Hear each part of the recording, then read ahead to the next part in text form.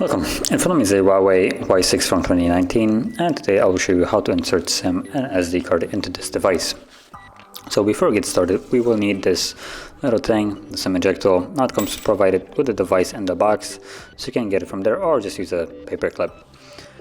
Whichever one you choose is completely up to you, but once you have it, simply pop out the tray, which is located on the upper left side of the device.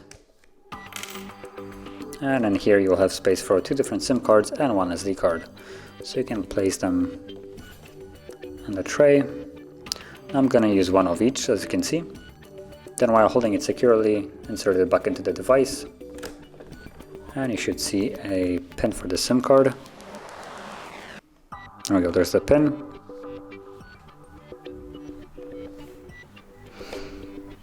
And there we go. So that's the SIM card working, and the SD card is also working. Now disregard the language change.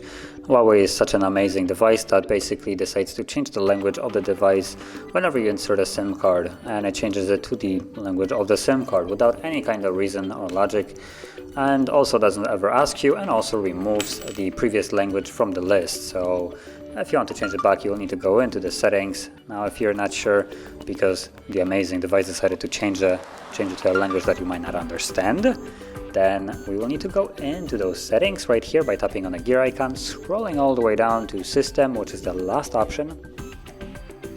And from here you're gonna go into the languages, which is right over here, which looks like it's a 4th option.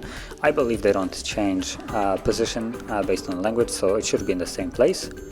The 4th position, and then the first one on top, which is the language and region, and then tap on the blue text without the bars, which is our language.